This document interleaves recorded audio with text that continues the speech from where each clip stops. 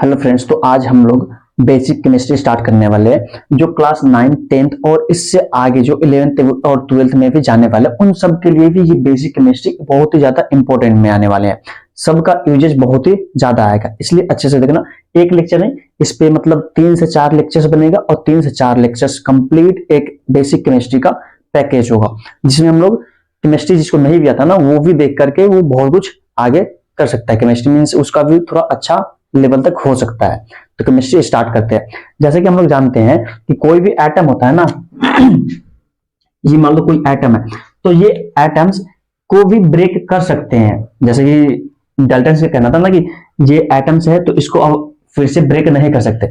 फिर इसके बाद में इसके सब एटॉमिक पार्टिकल्स का डिस्कवर होगा, तो इस एटम्स को भी उस में फॉर्म में ब्रेक कर सकते हैं, जिसको हम लोग फंडामेंटल पार्टिकल्स या फिर सब एटॉमिक पार्टिकल्स के नाम से जानते हैं। जो तीन होते हैं, न्यूट्रॉन, प्रोटॉन और इलेक्ट्रॉन्स। अब इस तीनों का अरेंजमेंट हम लोग एटॉमिक स्ट्रक्चर में पढ़ते हैं कि इलेक्ट्रॉन और न्यूट्रॉन कहां रहेगा, प्रोटॉन कहां रहने वाला है। तो ये दोनों जो प्रोटॉन और न्यूट्रॉन है, प्रोटॉन और न्यूट्रॉन, ये दोनों न्यूक्लियस में प्रेजेंट होता है। ये दोनों न्यूक्लियस में प्रेजेंट होता है। और जो इलेक्ट्रॉन होता है वो रिवॉल्व करता है ऑर्बिट में। मतलब ये न्यूक्लियस है तो यहाँ पे ये दोनों प्रेजेंट है, प्रोटॉन और न्यूट्रॉन, और ये ऑर्बिट्स है। इस ऑर्बिट्स में नंबर ऑफ इलेक्ट्रॉन हमेशा चेंज होते रहता है।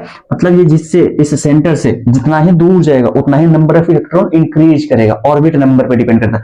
और वो निकालते कैसे है, 2n²। n का मतलब हो गया नंबर ऑफ ऑर्बिट। इसके बाद में ये जाएंगे तो ये पहला वाला ऑर्बिट है तो इसमें n का वैल्यू 1 होगा। ये दूसरा वाला तो इसमें n का वैल्यू 2 होगा। और यहाँ पे निकाल देंगे किसी भी ऑर्बिट के लिए, उसका नाम 1, 2, 3 भी रख सकते हैं और KLMN भी कर सकते हैं इस ऑर्बिट का नाम। अब स्टार्ट करते हैं। तो ये जो प्रोटॉन और न्यूट्रॉन है ना, ये दोनों प्रेजेंट होते हैं न्यूक्लियस में और यही मास पे डिपेंड करता है। मतलब मास यहीं पे कंसेंट्रेटेड होता है। और मास जो है ना, किसी भी एटम का मास वो न्यूट्रॉन पे डिपेंड नहीं करता, ये इलेक्ट्रॉन पे डिपेंड नहीं करता, प्रोटॉन और न्यूट्रॉन पे डिपेंड करता है, क्योंकि ये दोनों सेंटर में न्यूक्लियस में प्रेजेंट होता है। और इस दोनों के सम निकालते हैं ना तो वही मास के बराबर में आता है। देखते हैं कुछ ये तीनों जो सब एटॉमिक पार्टिकल्स है इसके बारे में कुछ देखते हैं। तो सबसे पहले आता है प्रोटॉन। प्रोटॉन को गोल्डस्टीन ने डिस्कवर किया हुआ था और प्रोटॉन का मास है 1.672 इंटू 10 का पावर -27 kg होता है। ग्राम में करेंगे तो ये ग्राम से यहाँ से 3 कम कर देंगे तो ये ग्राम में आ जाएगा। फिर यहाँ पे चार्जेस की बात करें तो इसका चार्जेस प्लस में होता है 1.6 इंटू 10 का पावर -19 कूलम प्लस में होता है। और इसी को 1 यूनिट भी हम लोग बोलते हैं। न्यूट्रॉन की बात करें तो न्यूट्रॉन का डिस्कवरी जेम्स चैडविक ने किया था। मास इसका होता है 1.67 इंटू 10 के पावर -27 kg और इस पे चार्जेज नो होता है, मींस न्यूट्रल होता है। ये ना तो प्लस में जाता है और ना ही माइनस में जाता है। ये दोनों चार्ज कैरी नहीं करता है, ये न्यूट्रल होता है।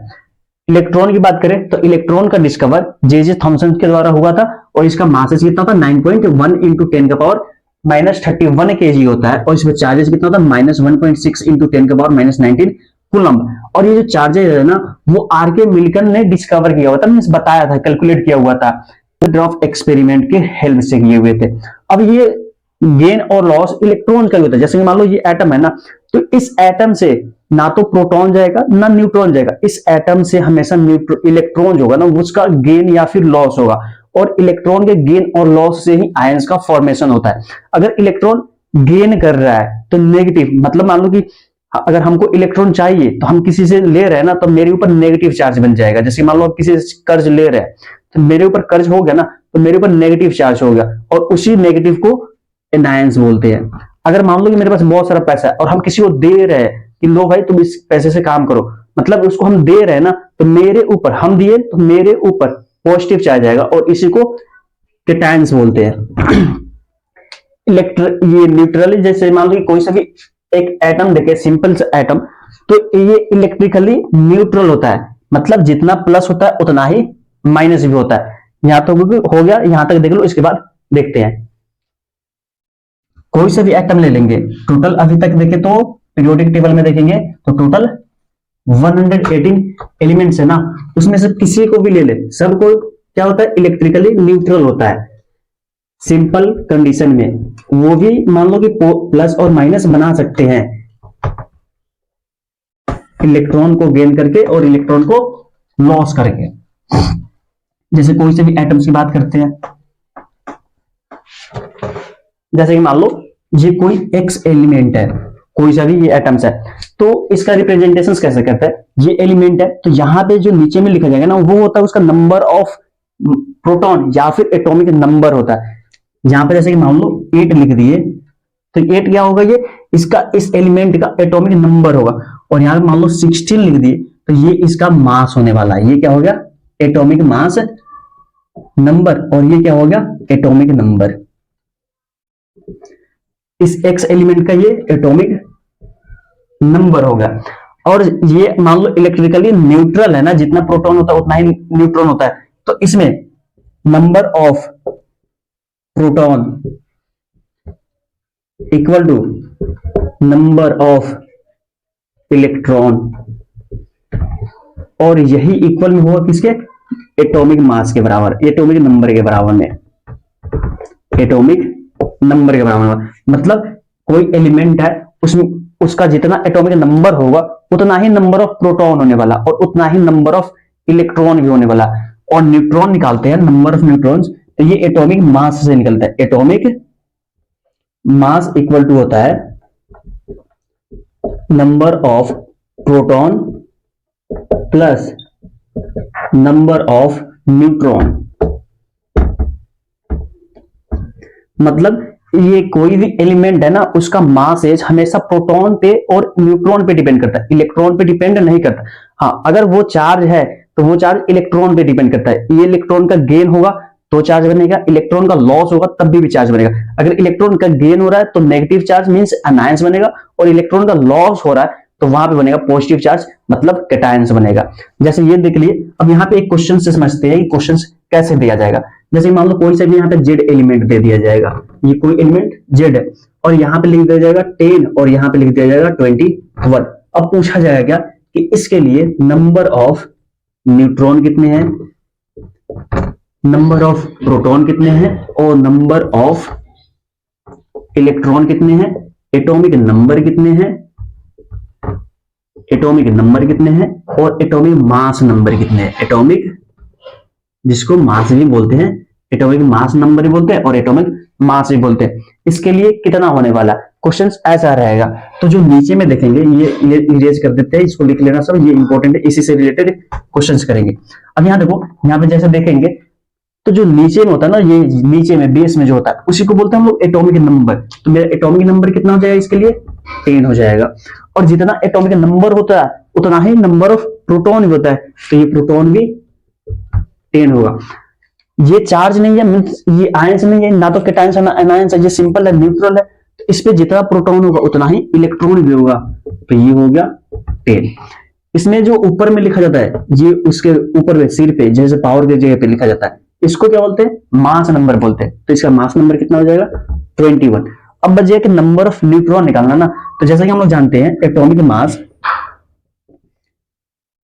मास equal to number of proton plus number of neutron, ऐसा हम लोग जानते हैं। तो ये मास देखेंगे ना, एटॉमिक मास, तो ये दिया हुआ 21, तो ये हो गया 21 इक्वल टू ये कितना है, 10 है, तो 10 प्लस नंबर ऑफ न्यूट्रॉन,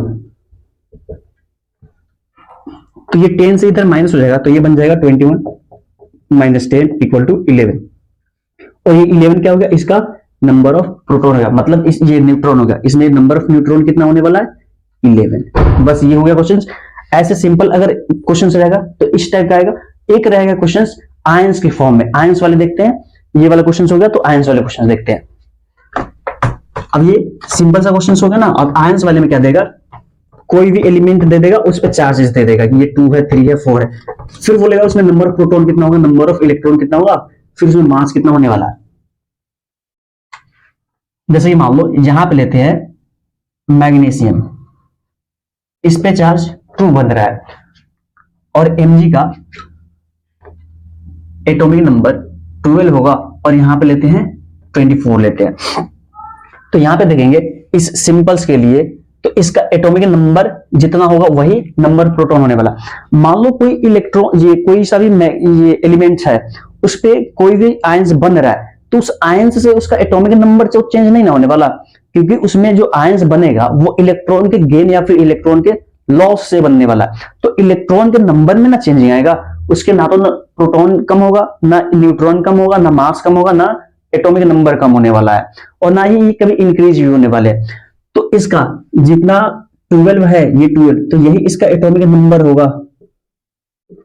ये इसका एटॉमिक नंबर हो गया, और यही इसका एटॉमिक ये नंबर ऑफ प्रोटॉन भी होंगे, नंबर ऑफ प्रोटॉन, और यही इसका मास होगा, मास या फिर एटॉमिक मास भी बोल देंगे।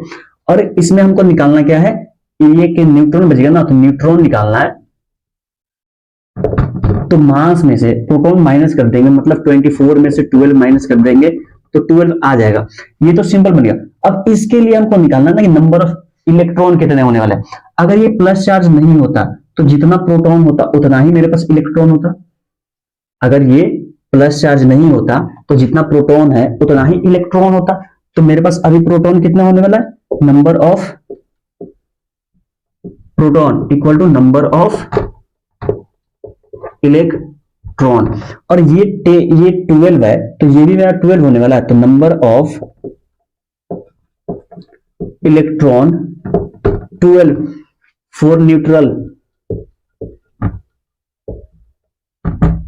न्यूट्रल के लिए। और अभी ये दो लॉस क्या ना, मींस अभी बताना कि अगर लॉस कर रहे इलेक्ट्रॉन हम दे रहे हैं तो मेरे पे पॉजिटिव चार्ज आएगा, और जितना देंगे उतना ही पॉजिटिव चार्ज बनेगा। अगर हम इलेक्ट्रॉन ले रहे हैं तो मेरे ऊपर नेगेटिव चार्ज बनेगा, और जितना लेंगे उतना ही नेगेटिव बनेगा। तो ये दो पॉजिटिव बना, मतलब 2 इलेक्ट्रॉन दे दिया है, मतलब अभी 12 था इसमें से 2 दे दिया है। तो इसके लिए इलेक्ट्रॉन कितना बनने वाला है, नंबर ऑफ इलेक्ट्रॉन 12 है सिंपल सा, और 2 दे चुका हुआ, तो इस पे कितना आने वाला है, 10 आ जाएगा। तो इसका नंबर ऑफ इलेक्ट्रॉन कितना होगा, 10 होगा, मतलब 2 लूज कर चुका है। वैसे ही Cl माइनस की बात करें तो सिंपली अब कैलकुलेट हम लोग कर सकते हैं, इसका एटॉमिक नंबर 17 होता है। अब इसमें बोलेंगे नंबर ऑफ इलेक्ट्रॉन कितना होगा, तो ये इसका एटॉमिक नंबर 17 होता है, तो 17 इसका नंबर ऑफ प्रोटॉन हो गया, प्रोटॉन 17 हो गया। लेकिन ये एक माइनस किया, मतलब एक इलेक्ट्रॉन लिया हुआ है कहीं से, तो 17 इस पे इलेक्ट्रॉन भी 17 होता। जब ये चार्ज नहीं होता, यहाँ पे न्यूट्रल होता, तब इसका 17 होता। लेकिन एक चार्ज किसी से ले चुका हुआ है ना, अब ले चुका मतलब एक इलेक्ट्रॉन पहले से 17 था, एक और आ गया, और एक और आ गया, तो अब कितना हो गया, इस पे 18 हो गया। Cl माइनस पे इलेक्ट्रॉन कितना हो जाएगा, 18। और बाकी जो प्रोटॉन बच गया, न्यूट्रॉन बच गया, या फिर एटॉमिक मास बच गया और एटॉमिक नंबर बच गया, ये सब सेम ही होगा, बस इलेक्ट्रॉन में चेंजिंग आएगा। अगर कोई न्यूट्रल है वही इलेक्ट्रॉन होंगे जितना प्रोटॉन है और जितना एटॉमिक मास है। अगर कोई आयंस बन रहा है ना, तो उसमें सिर्फ और सिर्फ नंबर ऑफ इलेक्ट्रॉन गेन होगा या फिर लॉस होगा, उसके नंबर में इंक्रीज होगा या डिक्रीज होगा, बाकी सब चीज इसमें कांस्टेंट होने वाला है। प्रोटॉन भी, न्यूट्रॉन भी, मास भी और एटॉमिक नंबर भी, सिर्फ और सिर्फ गेन और लॉस इलेक्ट्रॉन का होता है। इसलिए नंबर ऑफ इलेक्ट्रॉन इंक्रीज होंगे, डिक्रीज होंगे। कितना इंक्रीज होगा, जितना चार्जेस दिया हुआ है, जितना ये डिक्रीज कितना होगा, जितना चार्जेस दिया हुआ है। मतलब अगर प्लस दिया हुआ है, जितना प्लस दिया हुआ उतना इलेक्ट्रॉन लूज किया है, और जितना माइनस दिया हुआ उतना इलेक्ट्रॉन गेन किया हुआ है। तो जो एटॉमिक नंबर होंगे, अगर प्लस चार्ज है और एटॉमिक नंबर है, तो और उसमें अगर मान लो कि कोई एलिमेंट्स है x और इस पे प्लस चार्ज दिया हुआ है, तो इसका जितना एटॉमिक नंबर है ना, उसमें से जितना प्लस दिया उतना माइनस कर देंगे तो नंबर ऑफ इलेक्ट्रॉन निकल जाएगा। वही अगर कोई एलिमेंट है और इसमें माइनस चार्जेस दिया हुआ है, तो इसका जितना एटॉमिक नंबर है उसमें जितना माइनस दिया हुआ उतना ऐड कर देंगे तो उसका बन जाएगा इलेक्ट्रॉन, नंबर ऑफ इलेक्ट्रॉन निकल जाएगा। यहां तक कंप्लीट हुआ। इसके बाद में कुछ क्वेश्चंस देते हैं करने के लिए, उसके क्वेश्चंस का आंसर्स कमेंट करने। इसके बाद में अगली वीडियोज में इससे आगे देखेंगे। जैसे मान लो कि ये +2 बन कैसे रहा है, जैसे मान लो ये माइनस है तो ये माइनस बन कैसे रहा है, ये प्लस है तो प्लस बन कैसे रहा, ये अगली वीडियोज में देखेंगे। और अगली वीडियोज में इलेक्ट्रॉनिक कॉन्फ़िगरेशन बोलते हैं ना, उसको भी देखेंगे, उससे रिलेटेड कुछ क्वेश्चंस भी करेंगे। आज का ये क्वेश्चन है Ca+2, इस पे नंबर ऑफ इलेक्ट्रॉन क्या होने वाला है। अगला है O-2, ये दोनों पे, ये दोनों क्वेश्चन है। इस पे क्या क्या किस किस का आंसर लिखना है, number of proton, number of electron, number of neutrons, atomic number, फिर मास नंबर। मास नंबर पता है ना, ये पीरियोडिक टेबल से देख सकते हैं, यहाँ पे 16 और यहाँ पे 40 लिख लो। और एटॉमिक नंबर तो पता ही होगा, इसका 8 और इसका 20।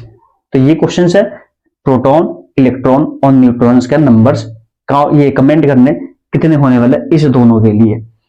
तब तक के लिए बाय बाय, मिलते हैं अगले वीडियो में। अगले वीडियो इससे भी इंपॉर्टेंट होने वाला, उसमें देखेंगे इलेक्ट्रॉनिक कॉन्फ़िगरेशंस जिसमें वैलेंसी निकालना सीखते हैं। और मान लो कि ये एलिमेंट्स जब कंबाइंड होते हैं, किसी कंपाउंड बनाते हैं, जैसे मान लो मैग्नीशियम सल्फेट है, तो मैग्नीशियम सल्फेट का MgSO4 है। अब ये हमको पता है तो ये डायरेक्ट लिख रहे हैं, लेकिन ये आप लोगों को पता नहीं होगा, तो ये कैसे करेंगे ये अगली वीडियोज में देखेंगे। जैसे एल्यूमिनियम सल्फेट है तो Al2SO4 और इसका होल 3।